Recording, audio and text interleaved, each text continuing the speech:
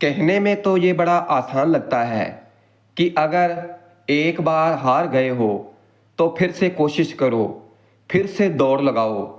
और अगर दोबारा भी हार गए हो तो फिर कोशिश करो, दोबारा दौड़ लगाओ, फिर से खड़े हो जाओ।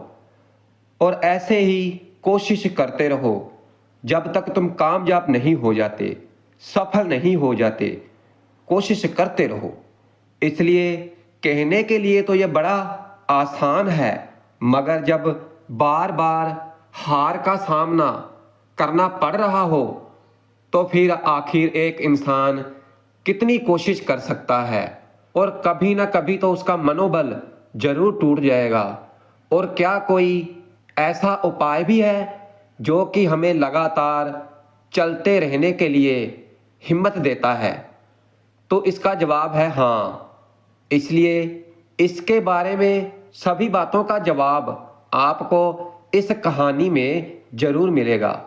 इस कहानी के अंत में आप देखोगे कि एक इंसान को निरंतर प्रयास करते रहने के लिए हिम्मत मिलती है। एक संत महात्मा थे और उनके हजारों शिष्य थे। और जब उनका एक शिष्य सब कुछ प्राप्त कर लेता, यानी उसे पूरी तरह से ज्ञान हो जाता था, तो फिर वो महात्मा उसको किसी एक दिशा में भेजकर वहाँ के लोगों को जागरूक करने के लिए और ज्ञान देने के लिए भेज देते थे। और उन्हीं शिष्यों में एक शिष्य उन संत महात्मा के सानिध्य में लगभग 4-5 साल तक रहा था। और फिर वो एक दिन महात्मा के पास आया और महात्मा से कहने लगा कि गुरुदेव, मुझे आपके पास 4-5 साल हो गए हैं और मेरे बाद कितने शिष्य आए हैं और उनको आपने किसी एक दिशा में जागरूकता फैलाने के लिए, ज्ञान देने के लिए भेज दिया, मगर अभी तक आपने मुझे नहीं भेजा। इसलिए क्या मुझे अभी तक ज्ञान प्राप्त नहीं हुआ है? और फिर वो महात्मा मुस्कुराए और कहने लगे कि बेटा, ये तो तुम्हें खुद समझना होगा कि तुम्हें ज्ञान प्राप्त हुआ है कि नहीं। फिर शिष्य बोला कि हे गुरुवर, आपने मुझे इन 4-5 सालों में जो भी उपदेश दिया है और वह मुझे सब कुछ याद है। आपकी बताई एक एक बात मुझे अच्छी तरह से याद है और आप मुझसे कुछ भी पूछ सकते हैं, मैं आपको उत्तर देने के लिए तैयार हूं। इसलिए आप मुझे एक मौका तो दें ताकि मैं किसी भी दिशा में जाकर लोगों को आपके ज्ञान के बारे में बता सकूं। फिर महात्मा बोले कि ज्ञान की बातों को याद रखने से कुछ भी नहीं होता है जब तक आप उसे अपने आचरण में ना लेकर आओ। जब तक आप किसी चीज को अपने आचरण में नहीं लाओगे तो तब तक आप दूसरों को नहीं कह सकते कि वो उसे अपने आचरण में लेकर आए। फिर शिष्य बोला कि जो भी हो, कृपा करके मुझे एक मौका दें। आप मुझ पर भरोसा रखें, मैं सभी को अपने ज्ञान से प्रभावित कर सकता हूं और मैं लोगों को ऐसी बातें बता सकता हूं जिससे उनके जीवन में शांति आएगी और वो शांति पूर्वक अपना जीवन व्यतीत कर सकेंगे। फिर महात्मा ने कहा कि अभी तुम पूरी तरह से तैयार नहीं हुए हो और जब तुम पूरी तरह से तैयार हो जाओगे तो मैं खुद तुम्हें सही मार्ग पर जाने के लिए जरूर कहूंगा। फिर शिष्य बोला कि क्या गुरुदेव, आपने इन 4-5 सालों में क्या मुझे इतना भी ज्ञान नहीं दिया जिससे मैं लोगों को प्रभावित कर सकूं? और फिर शिष्य के ना मानने पर महात्मा ने कहा कि ठीक है, तुम पूर्व दिशा की ओर चले जाओ और वहां तुम्हें एक गांव मिलेगा और उससे तुम भिक्षा मांगकर लाओ और वहां के लोगों को अपने ज्ञान के बारे में बताओ। और कल सुबह तुम्हें वहां इकल्ले जाना है और फिर शाम को लौटकर मुझे बताना कि तुमने कैसे वहां के लोगों की मदद की। और फिर शिष्य ये सुनकर बहुत खुश हो गया और फिर अगली सुबह अपने गुरु का आशीर्वाद लेकर वहाँ के लिए चल पड़ा। वो रात भर ज्ञान समेटता रहा और वह मन ही मन सोच रहा था कि मैं कल वहाँ पर ऐसी ज्ञान की छाप छोड़ूंगा कि वहाँ के लोगों के साथ साथ महात्मा जी भी मुझसे प्रभावित हो जाएंगे। और फिर जब वो शाम को वापस आया तो फिर महात्मा ने देखा कि उस शिष्य के माथे पर चोट लगी है और खून बह रहा है। और फिर महात्मा ने उसको पट्टी की और पूछा कि तुम्हें यह चोट कैसे लगी। फिर वो शिष्य बोला कि गुरुदेव, वहाँ के लोग बहुत ही दुष्ट हैं, उनमें जरा सी भी बुद्धि नहीं है। क्योंकि मैं उस गांव में भिक्षा लेने के लिए गया मगर किसी ने भी मुझे भिक्षा नहीं दी, बल्कि सभी मुझे बुरा भला कह रहे थे। और फिर एक व्यक्ति ने मुझे भिक्षा तो दी मगर नीचे जमीन पर फेंक कर और कहा, इसे उठा लो। मैंने उनको समझाने की कोशिश की मगर वो मेरी बात सुनने के लिए तैयार ही नहीं थे। उल्टा वो मेरे साथ झगड़ा करने लगे और जिससे मुझे ये चोट लग गई। इसलिए हे गुरुदेव, आप मुझे किसी दूसरी जगह भेजें जहां लोगों में बुद्धि हो। फिर महात्मा शिष्य की बात सुनकर मुस्कुराए और कहने लगे कि मान लो अगर तुम्हें दूसरे गांव में भी ऐसे ही लोग मिल गए तो फिर तुम क्या करोगे। फिर शिष्य बोला कि गुरुदेव, ऐसे लोगों को कोई भी ज्ञान नहीं दे सकता क्योंकि वो लोग अज्ञानी हैं, उन्हें कौन समझाएगा।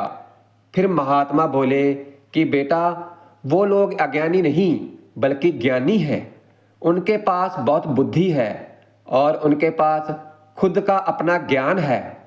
क्योंकि अगर तुम किसी दूसरे के ज्ञान को चोट पहुंचाओगे तो फिर वो कुछ ना कुछ तो कहेंगे ही और तुम्हें ऐसे लोग हर जगह मिलेंगे, तो फिर तुम उन्हें अपना ज्ञान कैसे दोगे।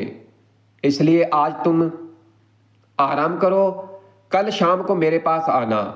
फिर शिष्य गुरु को प्रणाम करके चला गया। और फिर अगली शाम जब वो महात्मा के पास आया तो वहां पर एक और महात्मा का शिष्य मौजूद था। उसके हाथ में चोट लगी हुई थी। फिर महात्मा ने उस शिष्य के हाथ पर चोट देखकर मलहम पट्टी की और उस शिष्य से पूछा कि तुम्हें यह चोट कैसे लगी। फिर शिष्य बोला कि गुरुदेव, आपने मुझे पूर्व की दिशा वाले गांव में जाने के लिए कहा था और वहीं पर मुझे ये चोट लगी थी। और फिर महात्मा ने कहा कि वहां तुम्हारे साथ क्या हुआ था। फिर शिष्य बोला कि हे गुरुदेव, वहां पर मैंने सबसे भिक्षा मांगी मगर किसी ने मुझे भिक्षा नहीं दी और एक व्यक्ति ने मुझे भिक्षा दी मगर उसने भी जमीन पर फेंक कर कहा, इसे उठा लो। फिर मैंने चुपचाप उसे अपने पात्र में रख लिया और उसे कल्याण का आशीर्वाद दिया। फिर उस आदमी ने मुझसे कहा कि आप तो बड़े ही अजीब आदमी हो, मैं आपका अपमान कर रहा हूं और आप मुझे आशीर्वाद दे रहे हैं। फिर मैंने उनसे कहा कि आप दानी हैं, आपने मुझे दान दिया है और इसीलिए मैं आपको आशीर्वाद दे रहा हूं।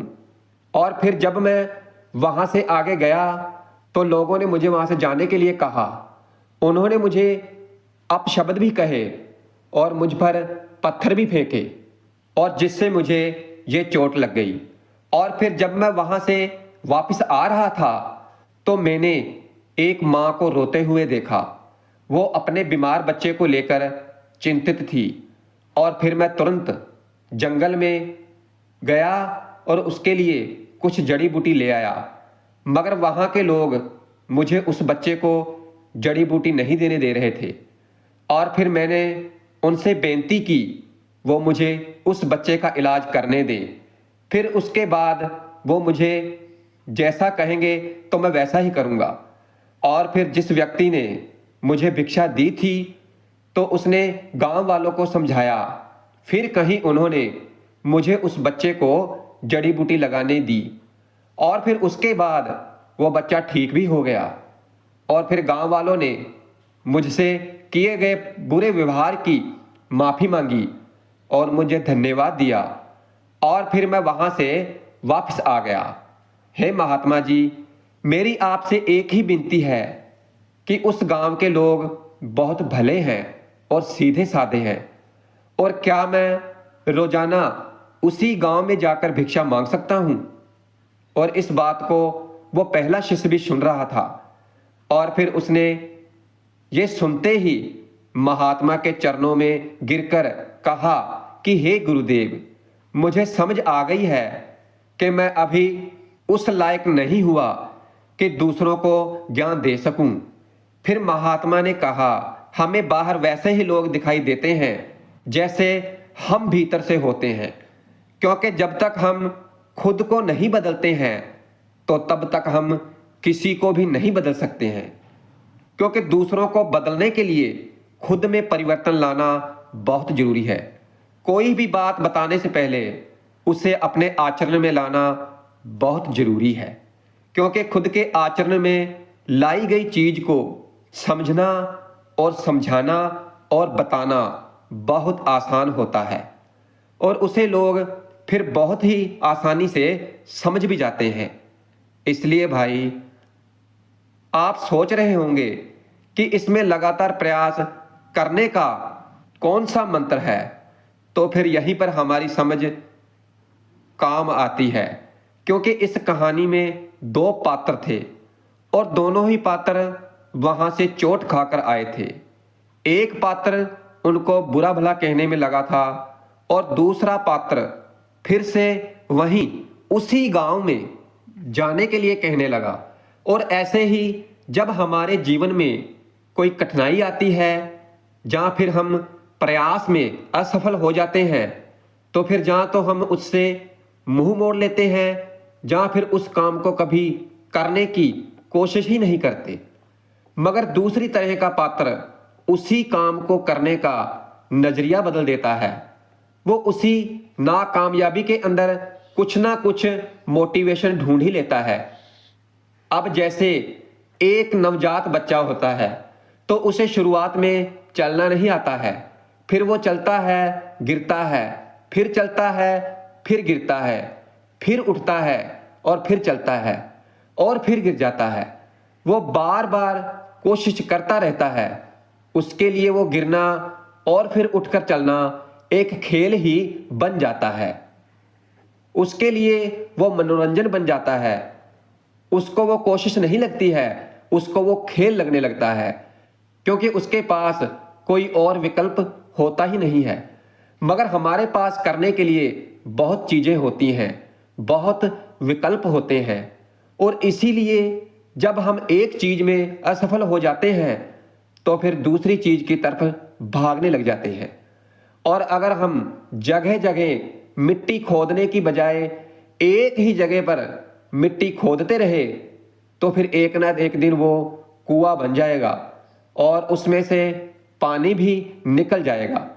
इसलिए इस बात को गांठ बांध लो कि हर नाकामयाबी हमारे लिए एक मनोरंजन लेकर आएगी, और अगली बार उसी काम को करने के लिए आप एक नया नजरिया लेकर आएं, एक नए नजरिए से देखने की कोशिश करें और फिर देखें कामयाबी आपके कदम जरूर चूमेगी।